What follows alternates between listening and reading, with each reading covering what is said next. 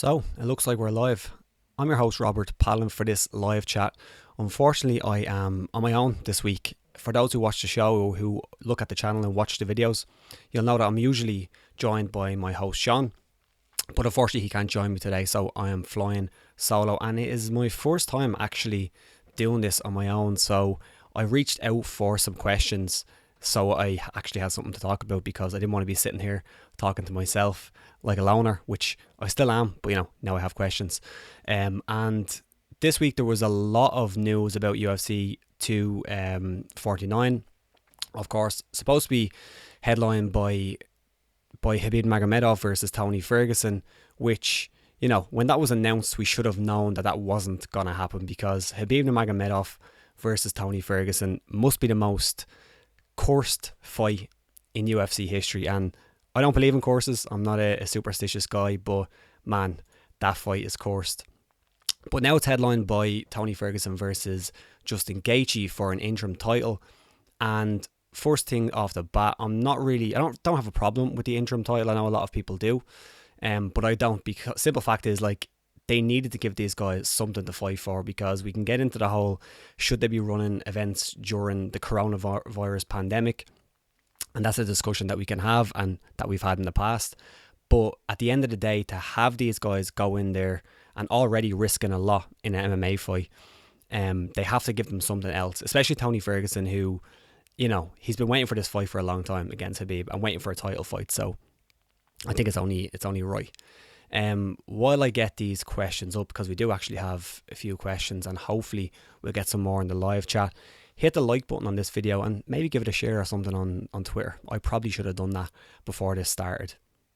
But first up, I'm going to go to the first question, which was from Timothy Gallagher. Of course, I asked these questions on our community tab, a few different threads. I don't know why I've done too many threads, but I did. But let's go. True or false? Any fighter that loses will be able to use their training camp / weight cut or lack thereof because of the coronavirus lockdown as an excuse for the loss. Yeah, I do think that's going to happen. I mean, I was watching the Justin Gaethje interview with Brett Okamoto, I believe it was. I was watching that today, and he's not making excuses because, well, maybe it is an excuse, but it's a legit excuse that, he has, a week notice, 9 days notice or something, he said, from when he actually got confirmed. So not only do you have a short notice fight for Justin Gaethje, so that's his excuse, or I'm going to say legit excuse, but you also have a time where you can't really train in the traditional ways that a fighter would normally train in, as in they can't go to their gym, they can't be surrounded by a lot of teammates. There's a lot of things there. So I do understand that, as you said, I didn't actually read it out, but you said that it puts a bad taste in your mouth. I do understand that, and that's kind of why I'm kind of sick that this fight is happening right now, because I think there's a lot of built-in excuses for these fighters, rightfully so. But at the end of the day, when someone loses, they can say the only reason I lost is because of the coronavirus, is because of short notice, which isn't ideal. So while yes, I think it is a problem that it's going to be an excuse, I think it's a legit excuse. But that's kind of what we're living through right now, isn't it? So JLo Street asked or said, I'm not sure if it's a question yet, Gaethje would hurt Tony in the second round. That's obvious. It's Tony, but Tony cardio will play a factor, and Tony will finish the fight in the latter rounds. How do you think it will play out? So I haven't really got to watch a whole lot since this fight was announced, to go back and watch Gaethje fights and to go back and actually think about how this one would go. But of course, there's a lot of footage out there, and I've seen a lot of their fights. So Justin Gaethje is already talking about how he thinks he has 4 rounds in him. And, if that's true, and I think Justin Gaethje is fairly open with his assessment of himself, then that could be a problem, because Tony Ferguson is an extremely difficult guy to finish. And I think if Justin Gaethje is banking on an early finish against Tony Ferguson, I think that might be a problem. But I said this before, Tony Ferguson's a really, really difficult guy to break down and say how he's going to beat people, because he's so dynamic and strange in everything, the way he trains, the way he fights, the way he talks, especially. So I think it's hard to say where Tony Ferguson is going to have a lot of success. I think traditionally you'd say that Gaethje is probably the more technical striker because he stays technical. His leg kicks are going to be a factor. It's something that he's been talking about in this whole camp.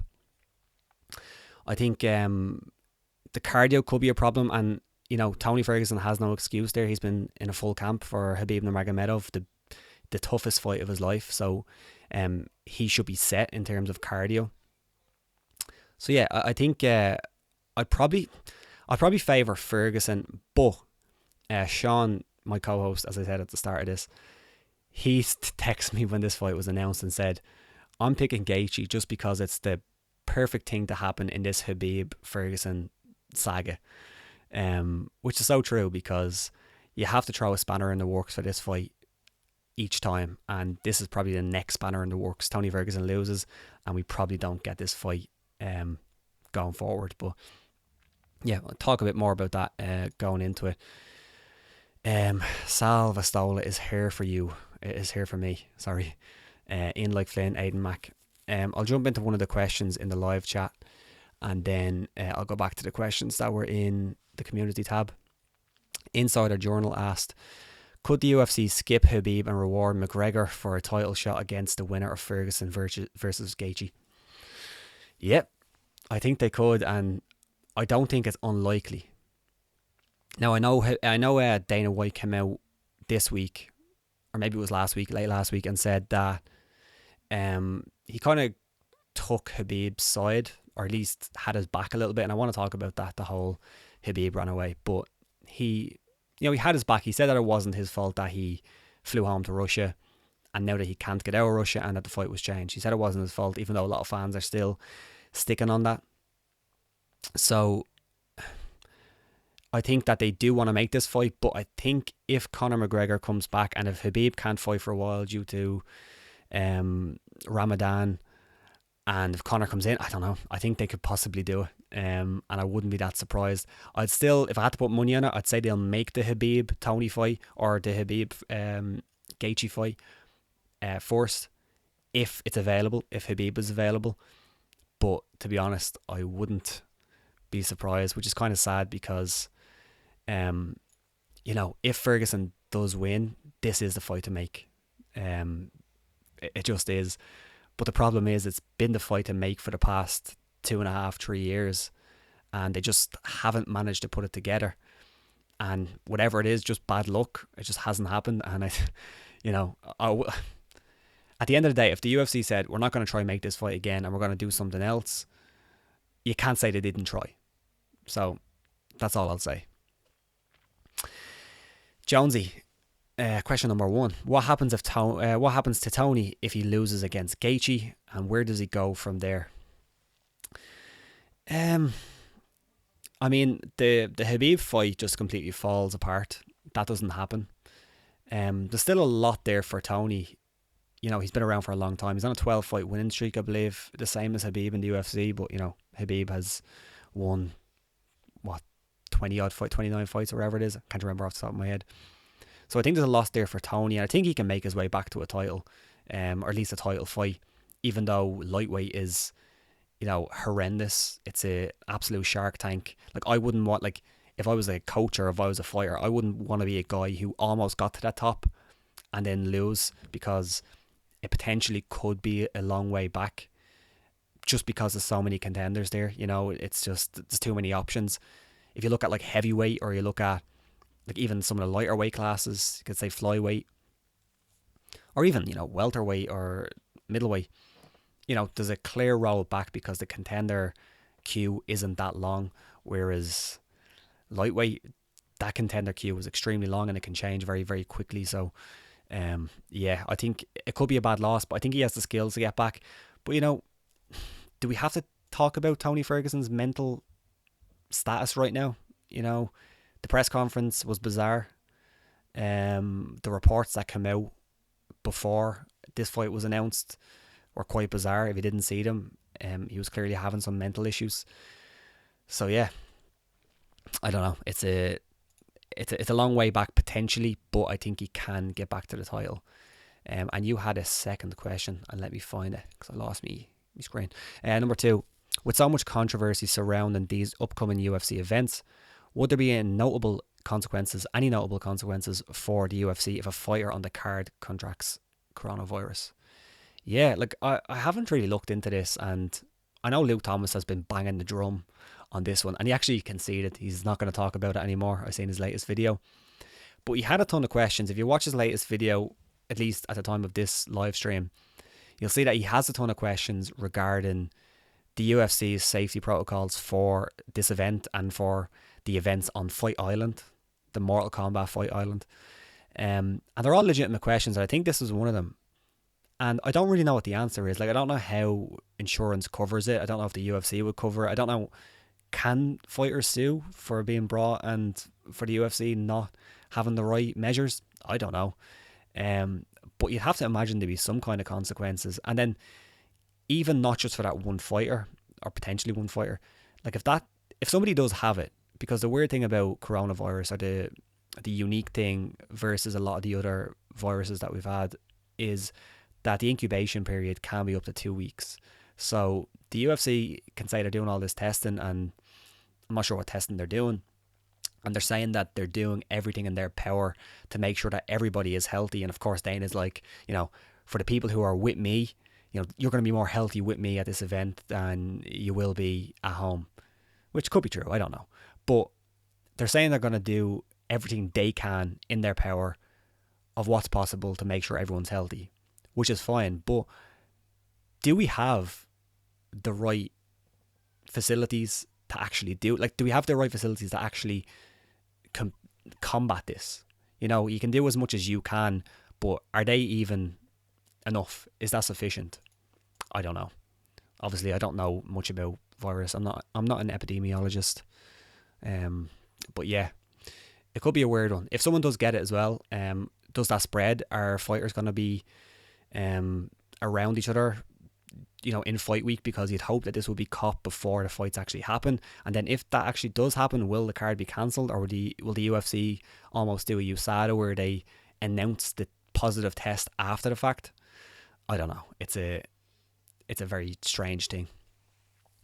John C. Do you feel the private island takes away from the legitimacy of the UFC at all? He said, my thoughts immediately go to who is the sanctioning body. What are USADA's statute of limitations? Are they even still endangering their fighters during COVID-19? I can't imagine they're deemed essential workers, and most governing athletic bodies have everything on hold right now. That's question 1. Yeah, so, I mean, it does sound a bit like Bush League, doesn't it? That it sounds badass, to be fair. It sounds like Mortal Kombat, but it does sound very strange, especially the way Dana White said that we're not telling anybody where this private island is. And just for a bit of clarification, UFC 249 won't be on this island, but the rest of the events, or at least the international events that are supposed to go ahead, where the fighters from international Europe, wherever else, can't get to the States, they're going to do it on this secret island. And Dana White basically said that they're not going to tell fighters where it is. They're just going to fly them there, perhaps blindfold them, and yeah, they're going to go there and they're going to scrap. It sounds like Mortal Kombat, which if you've seen the classic Mortal Kombat movie, the first one, you'll know what I'm talking about. It's so fucking strange. But I mean, if they weren't so big, if the UFC weren't the worldwide leader in combat sports, or in MMA, as John Anik says on every broadcast, I think it would have a huge effect, because essentially they are running away from commissions so these cards can happen, which isn't a good look, especially when you have Dana White back in the day praising themselves, like praising himself, praising Lorenzo Fertitta brothers, Zuffa, everybody, for running towards regulation. And now when regulation, or when the regulators won't regulate them, they're running away. Now, there is a lot of talk about who's the sanctioning body, and essentially the UFC will be their own sanctioning body, I assume, unless there's some kind of sanctioning body like the Mohegan Sun equivalent to where it is now in Tachi Palace Casino. But most likely it'll just be the UFC, which, to be honest, isn't a big deal. I mean, it does sound a bit ropey when you think about it, the promoters being their own regulator, being their own sanctioning body. But the UFC do this when they do international events anyway. But this isn't an international event, or it's not supposed to be. Well, it's in the States anyway. But it's essentially the UFC running away from the athletic commissions, and it does look bad. I don't think it's going to have much effect at all, at least a once-off, on the UFC. But my question would be, how would it affect like referees and officials and stuff? Because I remember when I got some water. I remember it must have been last year. There was a show in like Russia or somewhere like that, and the promotion, I can't remember which one it was, but the promotion were basically changing results of fights that they didn't like. They were saying that they had the fights reviewed in private, and they were changing results of fights. And then what happened was a lot of the officials boycotted that, and basically said any officials who work this show, you'll be banned. And this was in the UK, as in the UK officials done it, like Mark Goddard's crowd. Now I don't think that's going to happen here, but I just wonder, like, for the referees and the officials that the UFC hire, will some commissions look at them specifically and say, listen, you should have known better, you shouldn't have really worked this show? I don't know, that's another question, sorry. But it's an interesting one, and I wonder. Salva Stola said, I'd be surprised if Tony or Justin will be ready for another fight before August or September. I'm expecting a bloody war. Yeah, like, listen, it's a phenomenal fight, and I can't wait for the card. Like, as I said before all this happened and before the card was changed and stuff, do I want to see fights? Of course I do. But is it right that the fights are happening? Probably not. It's we're all fighting this battle that is COVID-19, so it shouldn't be happening. But putting that aside, when you look at the card, and I'm going to pull the card up, I'll see if I can actually put it on screen. And as I said, if you can, give this video a like. I'm here on me lonesome. Don't make me be a fucking weirdo. So here's the card here. Let's run through it. Tony Ferguson, Justin Gaethje. I mean, phenomenal fight. If the circumstances weren't what they are, on its own merit, it's phenomenal. And even then, I think it's getting more credit now in some ways for taking over the Khabib fight, just because people want to see fights happen. But like, that should be Khabib. Like, that's the Khabib fight is the fight. So it's still a little bit of a bitter pill to swallow. But whatever. I love the fight. It's phenomenal. Co-main events dead together. It's Jessica Andrade against Rose Namajunas. Of course, that's a rematch. Great fight. Rose Namajunas looking to make up for that gruesome slam that happened in their first fight where she lost the title. And I'm not sure what the betting lines are, but I'd suspect that Rose was probably a favourite this time around, especially the way Andrade last. Yeah, well, I mean, that's not the odds, but that's the fans, and they are saying yes, Rose Namajunas should win this fight. So I would say, yeah, she's a favourite there. But again, phenomenal fight. Greg Hardy and Jorgen De Castro. No thanks. It's fine, whatever. Vicente Luque, Nico Price, holy moly. That is a fight. Shouldn't be touching my face, coronavirus. But yeah, that's a fight. If the Tony Ferguson and Justin Gaethje fight isn't bloody and barbaric enough, if you want to put it that way, I'm flying through these screens here, then that will be extremely bloody and possibly barbaric, because Vicente Luque is an excellent fighter, great striker, very well rounded, to be honest. And Nico Price is just a wild man. Do you remember Nico Price, hammer fist from the bottom? Remember that? Yeah, so that's phenomenal. Jeremy Stevens against Calvin Kattar, again, another phenomenal fight. Really, really good fight. I'm a big fan of Calvin Kattar. I think he's a bit of a dark horse in the division. I think it's a good fight for him right now. I mean, he lost as a beat, but I think the skills that he has, like that Ricardo Lamas fight was a brilliant performance. The Chris Fishgold fight, I think, Fishgold was quite outmatched in that fight, but I think that was a phenomenal performance as well. Zabit in a decision, Zabit looks special, so I don't think you can take too much away from Calvin Kattar and that. But yeah, that's a phenomenal fight as well. And a prelim, like Francis Ngannou versus Jairzinho Rosenstruck, that was supposed to headline a fight night. Ronaldo Souza against Uriah Hall. Has that fight happened before? Let me know in the comments below. I'm not in the humour looking at it. But I'm not in the humour looking to see if it happened before, but I feel like it did. Maybe not. But that's a good fight. Souza is a little bit long in the tooth, I think.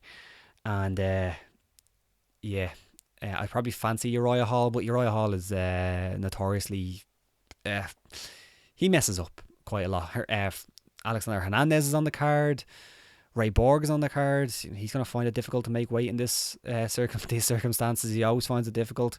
Michael Johnson is on the card. I mean, the card is stacked. It really is. It's a really good card. So I'm looking forward to it.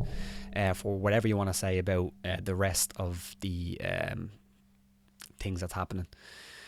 Aidan Mack, what time GMT will the fight be on? It's the US, so I would assume 3 a.m. main card, which is unfortunate. Hopefully it's on a little bit earlier. Hopefully the UFC do us a favour and put it on a little bit earlier. I mean, everybody's going to be at home anyway. We can't really leave home, so even in the States, most states, I believe, a lot of people are quarantining, and the fucking unemployment rate is insane in the States as it is over here. Or I believe I read yesterday that like 850,000 people in Ireland are claiming the COVID-19 payments. So it doesn't necessarily mean all of them are unemployed, but when you consider that the country is about 4.9 million in population, and you have 850,000 people claiming the COVID-19 payments for unemployment or being laid off, that's insane. So yeah, everyone will be at home, and yeah, insane. Jamie Salem said, I think the Weasel was saying that UFC 249 is one of the most violent cards in a long time. I think they're expecting a lot of casual viewers, so they booked stand and bang fights. Yeah, like this could go different ways. Like I agree. I think it's certainly one of the more violent fight cards in a while. Like when you have Tony Ferguson and Justin Gaethje on the card alone, that's already gearing up for a lot of violence. But then Jessica Andrade and Rose Namajunas, the first fight was, how that ended was insane. A lot of people were talking about that. You have some heavyweights on the card, Vicente Luque as we went through, Nico Price. So yeah, it is. But will there be a lot of casual viewers watching? Because I don't know if the UFC, the line of thinking of, because there's no sports on, so many new fans or casual fans will flood in to watch this card. Because one, as I said, there's a huge unemployment rate now in the States. I'm not sure exactly what the number is. If somebody has the number, put it in the live chat, help me out. So I don't think a lot of people have a ton of disposable income coming in to spend on pay-per-views, which are what, $70 or something in the US, which is fucking crazy. So yeah, like I don't know if people are going to pay for that. And then yeah, I don't know. There's big names on the card, like Tony Ferguson and Justin Gaethje are big names within the MMA community. I think Rose Namajunas could have been a huge star had she held onto the title and had she not really kind of backed away from the limelight in a sense. But I don't know. I think missing Khabib there is a problem for the star power on the card. There's nobody else that really has what Khabib had. Khabib is a proven pay-per-view star. Nobody else really is on the fight card. So yeah, I don't know. Make sure you get more questions in. I actually have loads of questions in this community tab, but it's always more fun if you do it in the live chat. So throw some in and I will get to them. Question 2 from John C. He asked a question about the private island, so the Mortal Kombat island. And the second question was, again, regards the private island. What do you do if somebody requires serious medical attention? I'm thinking someone like Tony Ferguson's razor elbows or Ngannou versus Rosenstruck. Yeah. So again, as I said, Luke Thomas done a great video on why he's backing off this whole coronavirus UFC events discussion. Essentially, he said that what he's saying isn't getting through to more people, and he's just annoying people, essentially, which I understand. But one of the questions he asked was that, because Dana White had an interview with Brett Okamoto and said that they're getting like a huge infrastructure development done on this island to make sure they have everything on the up and up. So his question was, does that include like a hospital? And what kind of hospital? What services does it have? Can it treat everything?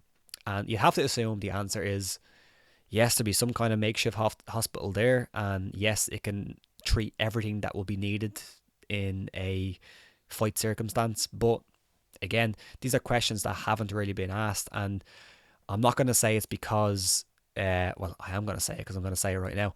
But I'm not going to confirm that's because the only real interviews that the UFC are doing, or that Dana White is doing, is with ESPN, you know, their partner, and TMZ, who, let's be honest, I don't think TMZ are going to be asking really hard hitting questions. But yeah, you know, if there is a serious injury, if somebody does get coronavirus and the UFC can't deal with it, I think that's going to have a negative effect on their business rather than them just not going under commission rulings for this card or for future cards. JLo Street asked, who's Conor going to fight next? Diaz or loser of Gaethje versus Tony, or Khabib before the winner of Tony versus Gaethje?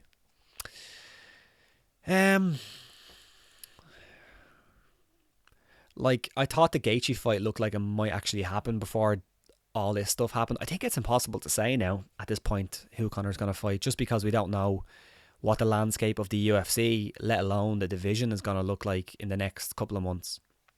Now, it seems like that idea that he was going to have like this season this year is probably gone out the window.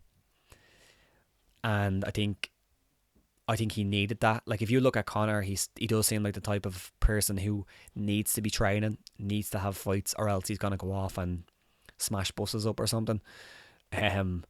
So I think this is really bad for Conor, that, you know, that the UFC isn't running at full steam, and, you know, that he probably won't fight for a while. Who will he fight? Again, it wouldn't surprise me if he gets the next title fight, interim title fight, whatever it is, if it doesn't work out between the winner of this and Khabib. I don't think he'll fight the loser of any of these fights, personally. I don't think Gaethje, like, I think Gaethje could have been a fight, but I don't think he's really a money fight for Conor. So I think if he's coming off a loss, I don't think it's going to happen. Kind of a similar thing with Tony. The Khabib fight could happen if it doesn't work out for whatever reason. But like, it wouldn't surprise me if he goes and boxed again. I'm just saying. I'm not saying I want that, but it would not surprise me. What do we have? Anything else in the live chat? No, nothing there at the moment. Come on, lads. Back to the questions in the community tab. J-Lo Street said Vicente Luque versus Price is going to be a banger, and UFC 249 is looking good. Yep. Linus has a few questions. If you don't know Linus, he asks the best, most long-winded questions in the world, but they're great. Linus, I'm only joking. They're great. And I lost my thing here. Let me find it here. Okay, so question 1 from Linus. Do you feel... there you go. With the UFC, with a few exceptions, Jermaine Durandamine being one, when someone says a UFC fighter is afraid to fight, especially when it's someone like Khabib or Tony, do you know ultimately that fan is immediately a moron? Yeah, like, let's talk about this. So Khabib isn't afraid to fight regardless of the situation. He's not afraid to fight Tony Ferguson. If you watch Dana White, now I'm going to try to get this video because I had it earlier on. If you watch Dana White when he was on, I think it was TMZ. I might not be able to find it, but if I do, I'll show it on the screen because I do have it. So Dana White, before all this happened, before they confirmed where the fight was, he basically said, well, he said on, you know, live television, it was SportsCenter. So SportsCenter, it has like 700,000 views nearly, 250,000 views. He said that this fight most likely won't be in the States. And I think it was a little after that, or maybe a little before that, and Khabib would have been in conversation with the UFC, like 100%. He would have known that this fight was likely not going to happen in the States. So he flew back to Russia, which, if you actually look at it, if this fight ended up in Russia, that Khabib would look like a hero for returning there and and being there when the fight happened. But unfortunately, for whatever reason, it couldn't happen outside the States, or at least the UFC found somewhere in the States more feasible for it to happen, and Khabib was stuck. So let me see if I can get this on screen, because I think a lot of people are giving Khabib some shit for no reason. This fight's going to happen. No crowd, whatever it takes. Probably not even going to be in the United States, but this fight's going to happen. I heard you say Saturday night on SportsCenter. There you go. Probably not even in the United States. So, I mean, Khabib done the right thing. From the information that he knew, the information that he was supposedly given, the information that Dana White put out, he done the right thing. So it's just unfortunate that that it ended up not being there. That it ended up not being in Russia or in Europe somewhere, and Khabib couldn't really live. So yeah, is what it is, as Max Holloway would say. But yeah, he's not afraid of anybody. Jesus Christ. Number 2, anyone else disagree with with the narrative that Khabib has pulled out 3 times and Tony twice? Why are injuries epidemics thought of as a fighter pulling out of the fight? It's an injury.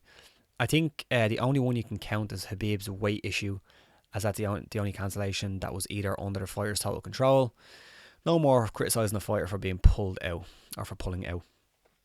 Yeah, like this one is, you can't really say that a fighter pulled out here. This is just a crazy situation, an absolutely crazy situation. And let me know in the comments if you think that Khabib pulled out. I'm very interested in knowing that. But yeah, he didn't pull out of this fight.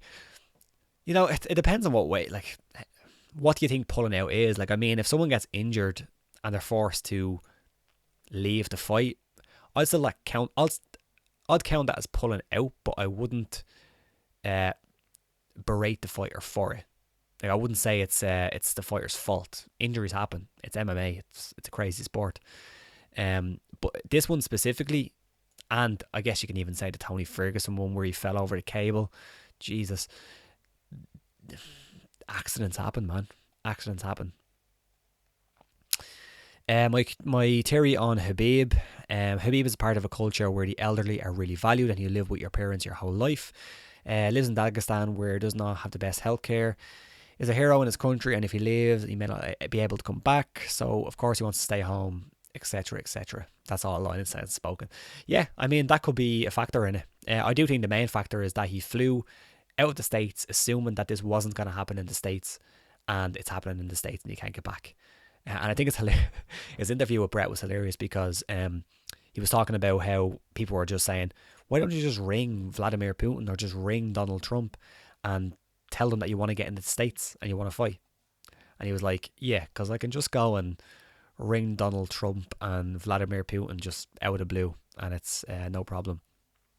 So yeah, I thought that was quite funny. Hayden Mack, will there be a COVID pay? Win equals to 20 grand. You get COVID and recover. Show equals to 8 grand. Don't get COVID, but you risk it anyway. And then catch it and die to be announced. They should get a COVID-19 bonus, I think, personally. Actually, speaking of the whole event and the reason why this is happening, there was a great article put out by, I think it was it the New York Times? I'm not really sure who it was, to be honest. I think it was actually some American financial publication. But I didn't read it because it was under, there was a paywall to it, so I didn't pay for that. But I did see it basically transcribed, or at least a portion of it transcribed, and they were talking about why the UFC are going ahead with this. And it was essentially that the UFC make money hand over fist from this event and from future events because of the deal they have now with ESPN. So essentially, they don't even have to hit certain pay-per-view numbers. And of course, we spoke about this before, but they don't have to hit certain pay-per-view numbers. They just need to put these fights on, make them happen, let ESPN air them on their pay-per-view, or else on ESPN Plus or big ESPN or wherever they're going to do it. And the UFC make a lot of money from it. So when Dana White is saying we're doing this for the fighters, or we're doing it because Khabib versus Tony is so important, well, that's kind of bullshit, because they didn't really seem to care when that fight didn't happen and they could just replace it. But yeah, essentially they're going to make a whole lot of money from this regardless of how well it does, which I don't know how well it's going to do, but it's a fun card and I will be watching. CCCCC, what do you reckon of Conor on Twitter using the situation to slay Khabib? To be fair, it's bullshit. Because Conor was talking about, I believe, and hopefully I didn't read this wrong or I didn't see the wrong thing. But essentially, Conor was talking about how everybody should be really careful. They should stay inside. They should do all the right things to make sure this thing doesn't spread. And he donated, fair play to him, he donated a lot of money, or at least a lot of supplies from his money to some hospitals and stuff in Ireland. So once the whole Khabib thing happened and he pulled out, or the fight couldn't happen, he immediately went after Khabib.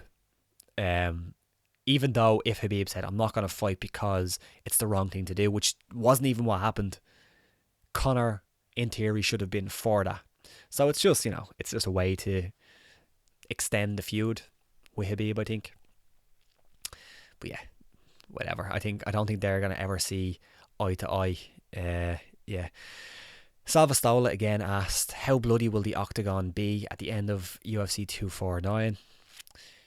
It's a card. It is an absolute card. And also, did you see this? Sorry for skipping your question, but yeah, it's probably going to be extremely bloody.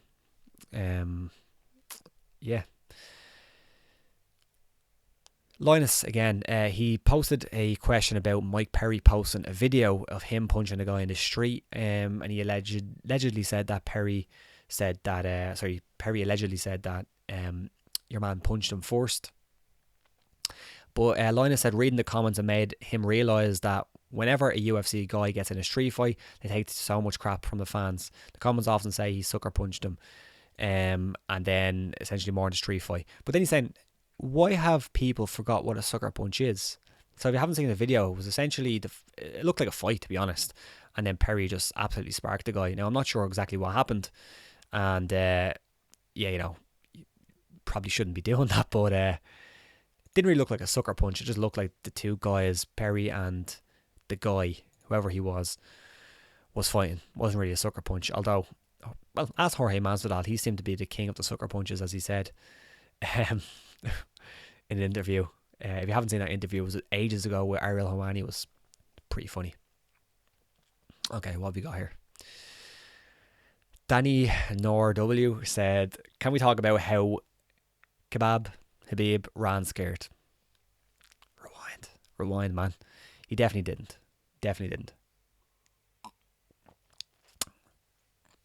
Salvastola. Khabib versus Tony or McTappers for the undisputed belt. Khabib becomes number one contender when he's ready to fight. What's so hard about that? Khabib versus Tony versus Khabib or McTappers for the undisputed belt. Khabib number one contender when he's ready to fight. No. Jamie Miscellaneous, this was a while ago. So it's not really relevant, but in the unlikely scenario that Khabib and Tony ever fight, if Khabib lost, do you think he loses his status as one of the greats, or does him having got this far undefeated cement his place? I nearly dropped my mouse. Cement his place in the conversation. Yeah, man, he's let me actually get his record up, because I said like he was 29-0. I could be wrong, but I know he's quite close to that. But I will say that he is 100% confirmed, and his legacy is confirmed. If he loses, will he be talked about as the greatest ever? I think he might lose that. Is that right? I don't know. But I think he'll probably lose that. But I think his legacy in terms of one of the greats is certainly there. That doesn't go away. He's 28-0. I was close. He won't be 28-0 anytime soon, unfortunately, though, because he won't be fighting. Papa Psycho, the guy who broke into Anthony Smith's home was later identified as Salvastola, who was reportedly wearing a Justin Bieber t-shirt at the time of his arrest. Sal, I wouldn't take that. You gotta get back at that. But man, that was a crazy story, and it was crazy that Anthony Smith, now if you haven't seen it, Anthony Smith told a story to Ariel Helwani that he was in his home sleeping. It was like 4 a.m. or 5 a.m, something like that. He was with his wife, his kids were asleep, of course, and he heard someone screaming, or at least his wife heard someone screaming somewhere in his house, So he got up and he walked out, and he lives in a bungalow. So when he looked out and turned the corner, there was a guy standing there in the house screaming. And then he turned to Anthony Smith and then looked at Smith and said, and almost screamed at him, like screamed at Smith, like Smith was in his house. And then they got into a fight, and Smith said that, like, even though he was a small guy, he was like extremely strong, and he was trying to put him away and couldn't. There was a crazy brawl. And then there was talk from the guy who, clearly insane. Sal, I know it's not you. Well, we hope it's not. Please confirm, so we know, so we can confirm to the audience. Clearly it was crazy, but he was saying that there was somebody else in the house as well. Now, it seemed like he didn't have any weapons or anything like that, but that must be a extremely scary situation for anybody to deal with. And I would not like to be in that situation. I'll just say that. That would be insane. Let me get some more questions here.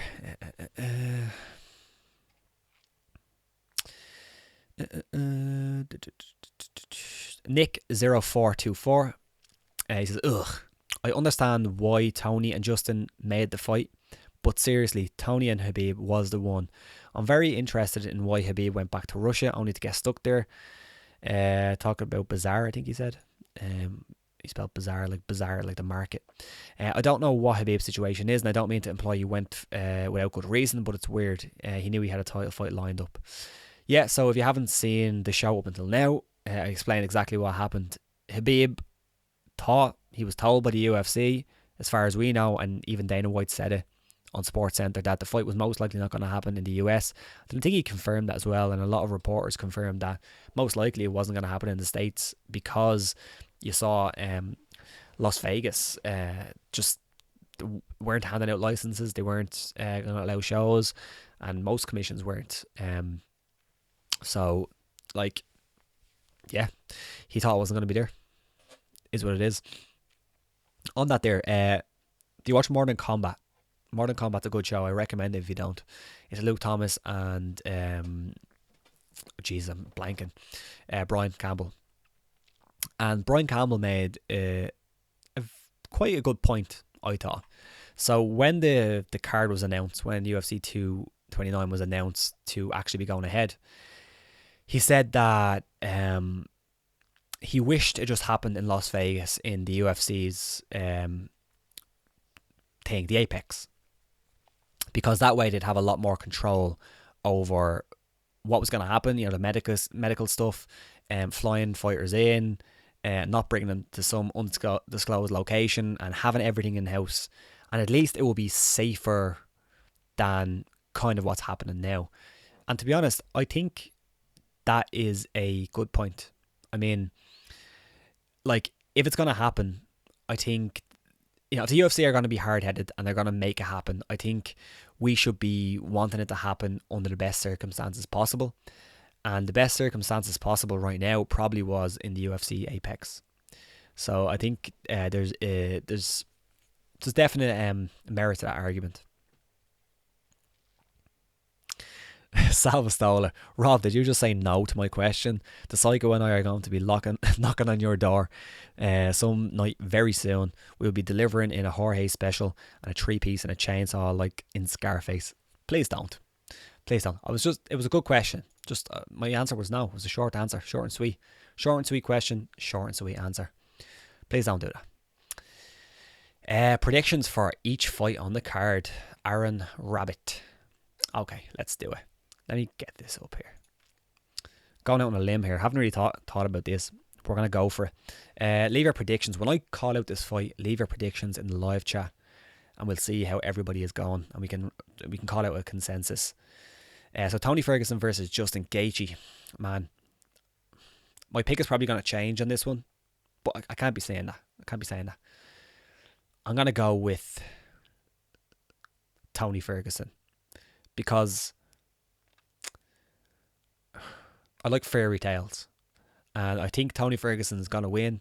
It's going to set up a Khabib fight, and it's going to happen. But technically, I think Tony Ferguson, having that full camp behind him, most likely, even though the later few weeks or the last few weeks were probably hampered by this COVID-19 stuff, he still had a while to train with all the resources that he could want. And Tony Ferguson trains very strangely anyway, flipping those pyro box things, I don't know what they're called, I don't use them, and doing like German suplexes on them. So he trains strange anyway. I think he can make it work. Whereas Justin Gaethje, it seemed like he wasn't really training, which seems like a mistake, considering that, this fight most likely was going to fall out, based on the evidence that we have. 4 times not happening. Justin Gaethje seemed not to be training, but he probably should have, because he was the guy who most likely would have been given the call.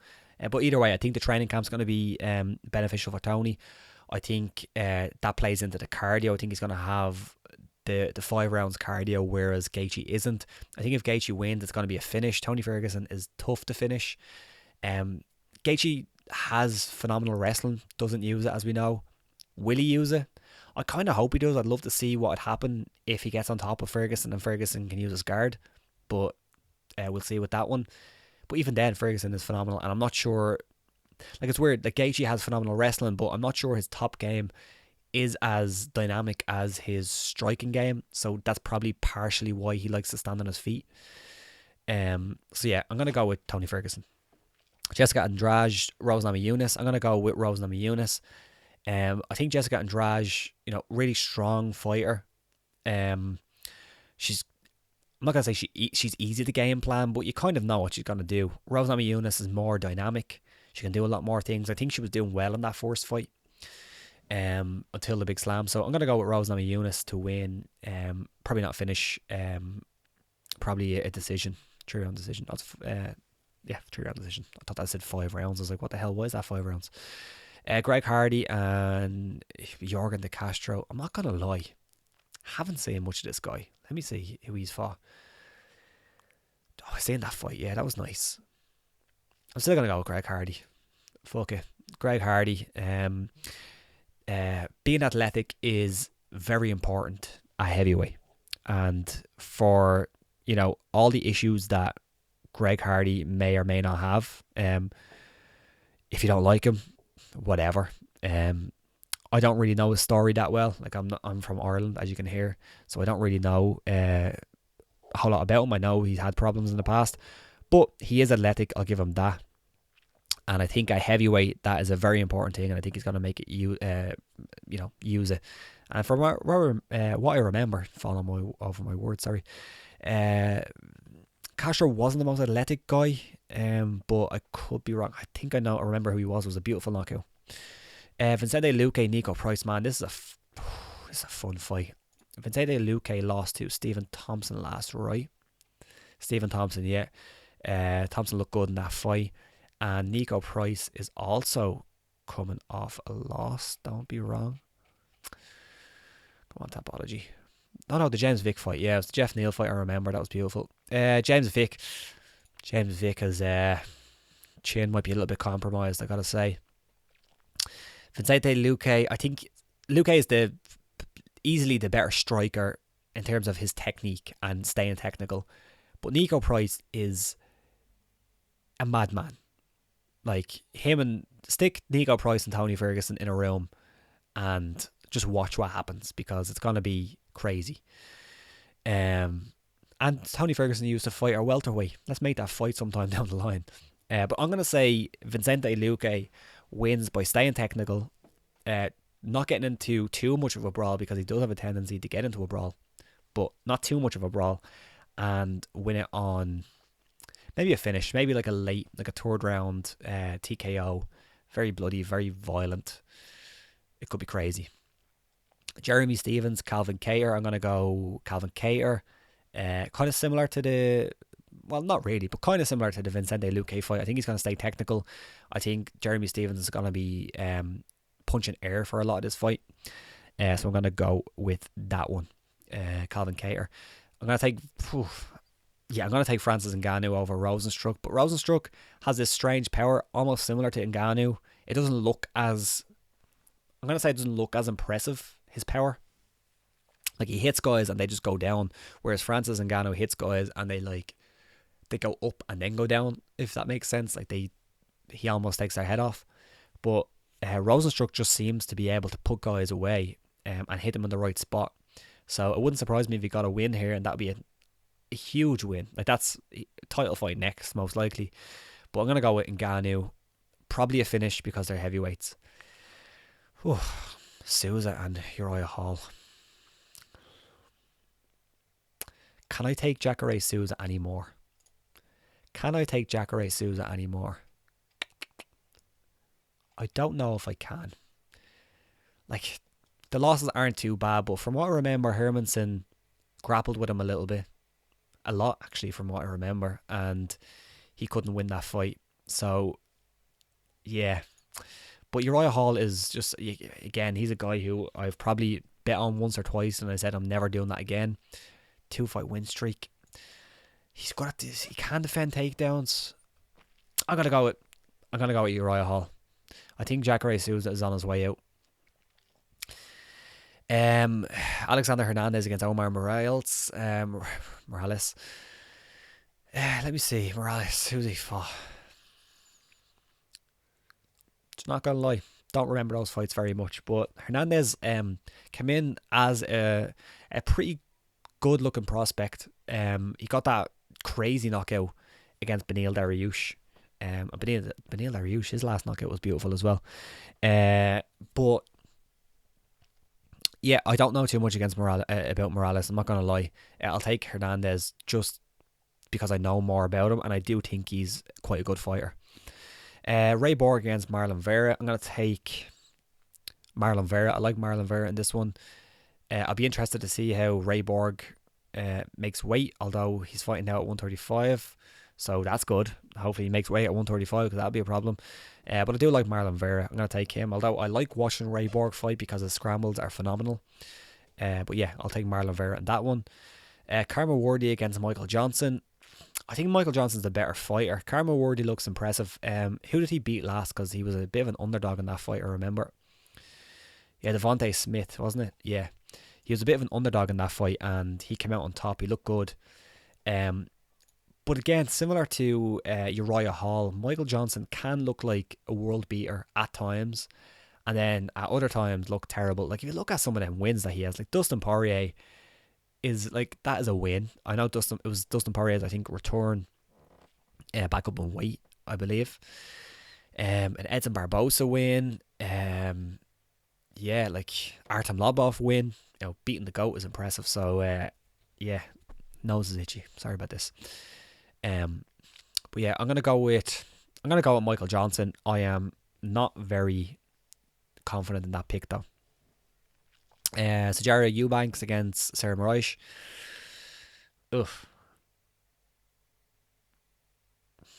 Sarah Moraes, sorry. Eubanks. And Ryan Spann against Sam Alvey. I think Ryan Spann all day. Every day.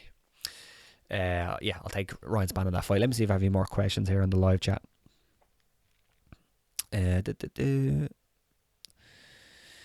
So Jan Vanderbos said, great card, but still have mixed feelings. Can't get really pumped, to be honest. Yeah, it's a weird one. Like, I'm not as pumped as I definitely... Like, I mean, if this card was going on and the coronavirus wasn't happening, like it's a thing. Like, a coronavirus is happening right now. If the coronavirus wasn't spreading like coronavirus, then I would be quite excited, I think. But I think it is hard to get pumped for, in a way.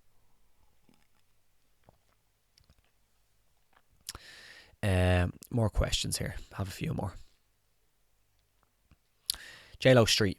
Cannonier needs one big win to get a title shot. A win over Romero would be pretty big. Yeah, like Cannonier has been kind of in talks to fight a few big name fighters lately. Like, I think Darren Till was one.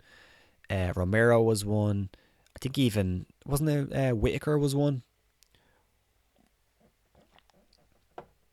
So yeah, I think he's quite close. It's very impressive though with Cannonier, like coming down 2 weight classes, and just looking absolutely phenomenal at middleweight lately. And you know, he doesn't have too much time left. I believe he's, you know, mid-30s as far as I know, as far as I can remember.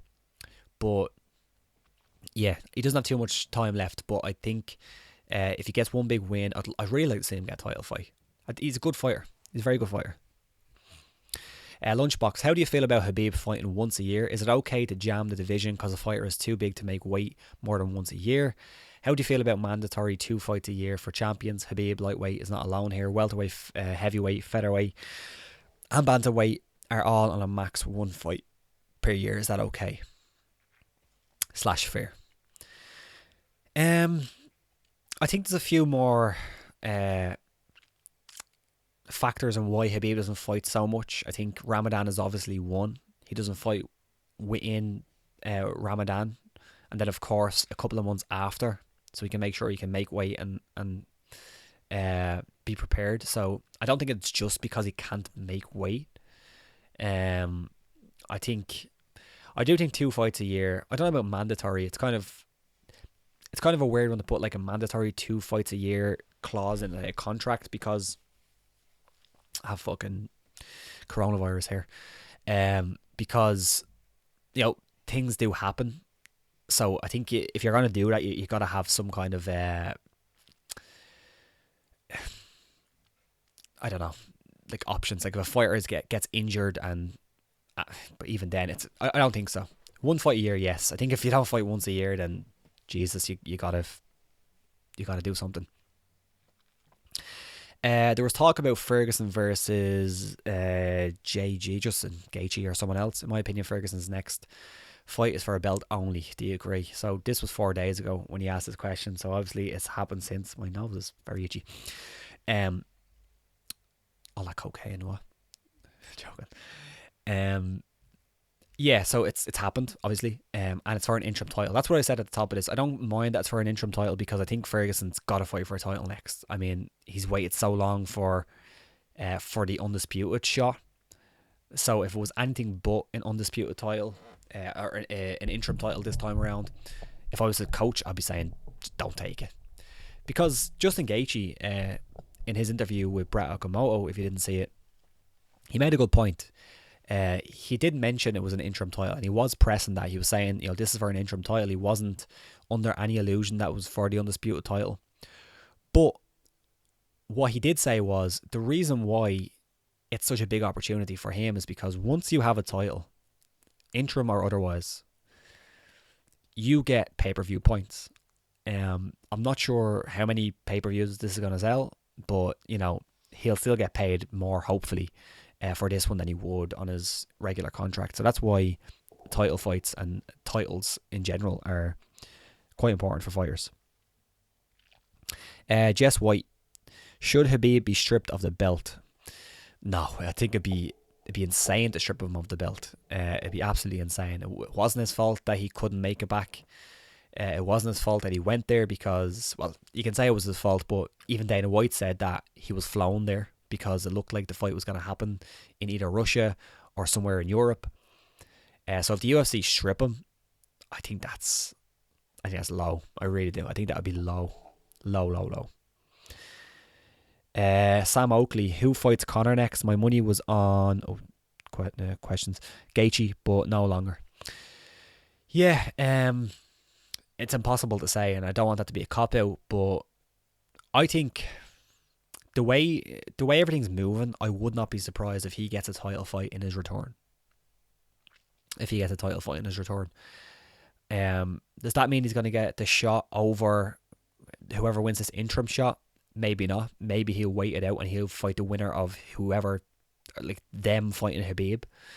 Or maybe something happens and someone gets injured and the title has to be vacated or whatever. I think he fights for an interim title or undisputed title when he comes back to the UFC, but it wouldn't surprise me if he boxed. I'm sorry. I was chatting with somebody who was in discussions with Conor for sponsorship. This was before the Khabib fight, and there was serious talks with Manny Pacquiao. So, bullshit, but whatever. Jess White, Khabib walks around at 190 according to his manager. He's too big for 55. It's kind of cheating.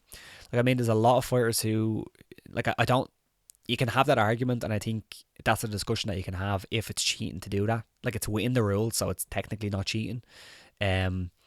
well, if it'd be cheating if they go to California and they're above the threshold on fight night. So essentially, if you don't know, in California you weigh in, and then on fight day you weigh in again, and if you're over a certain percentage of what you weighed in at, you're technically cheating, and you'll be advised, not cheating, but you'll be advised that you have to go down and weigh to be licensed next time. I don't think it's actually forced though, but there's a lot of fighters who are in a similar situation and who probably cut a lot more than Khabib. So, like, it's kind of the name of the game. I don't like weight cutting. I think, I always think it's funny when two fighters who cut a hell of a lot of weight fight at a weight class and cut lots of weight to get to that weight class, because like nobody's really getting an advantage there. So it's kind of, yeah. CCC, I remember watching you guys back when you were when things were normal, not when you were normal. Feeling mad nostalgic for those weekly breakdowns. Cheers for the work, man. Yeah, it's unfortunate we can't do the usual shows, but if you like this kind of thing and you want me to schedule it for often, and obviously Sean will be back on hopefully next week. And maybe I can do more than one. I can do some other stuff. It's just weird with like you kind of have like bits of news each week. There's not like a huge amount of news, and it's all continuous. Like I'll come off this now, and then there'll be like UFC 249 cancelled.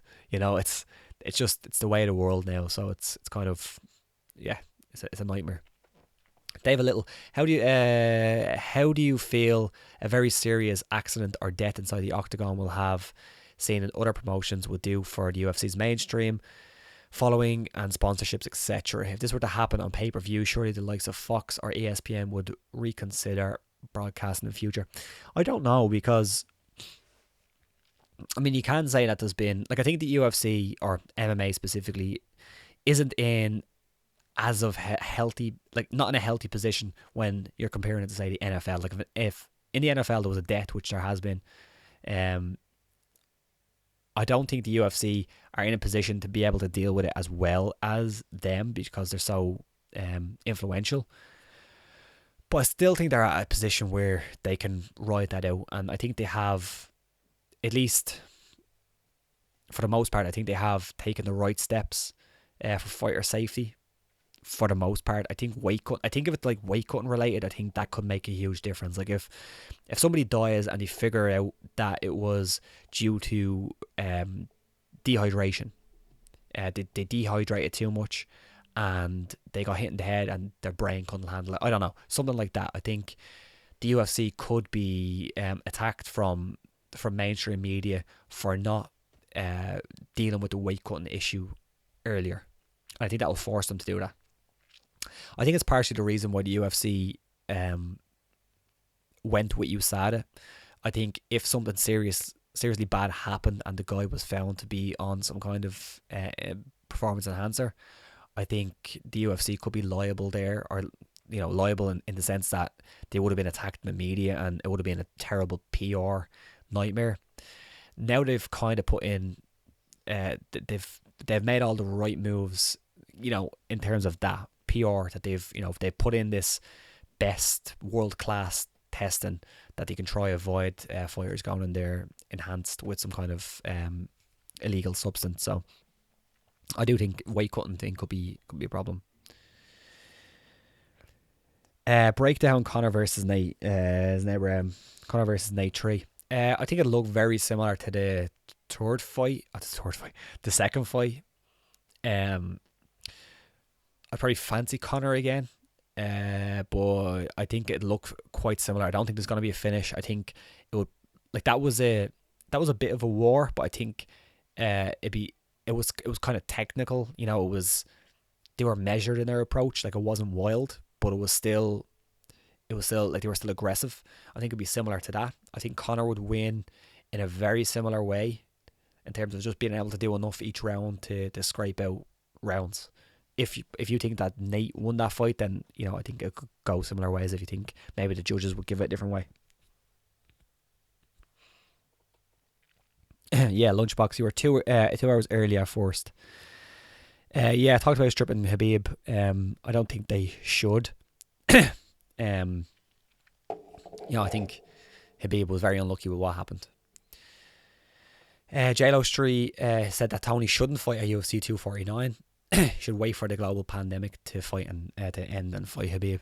Like I kind of see that argument as well. Like I mean,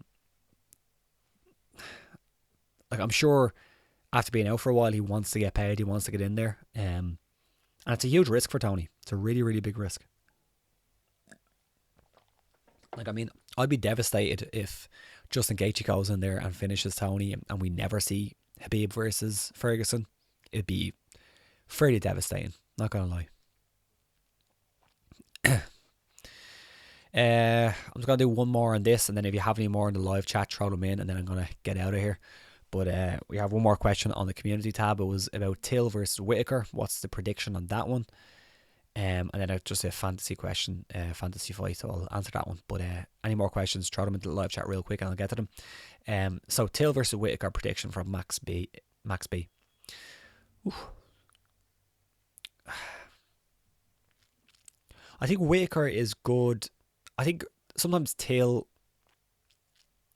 See, that's not right, because Till versus... I was very impressed with Till against Stephen Thompson in a way, because even though it wasn't like an impressive finish, I think he done a great job outpointing Stephen Thompson in the type of fight where Stephen Thompson would be usually quite comfortable.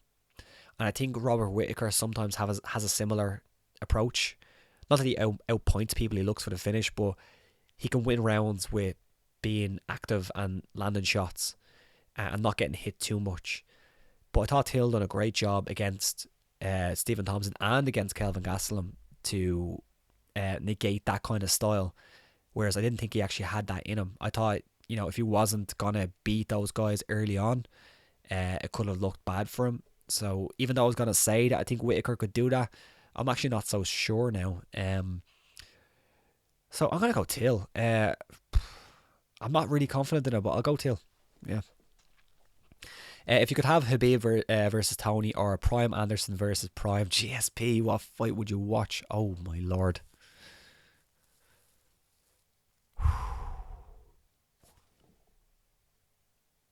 Prime Anderson, Prime GSP, I think.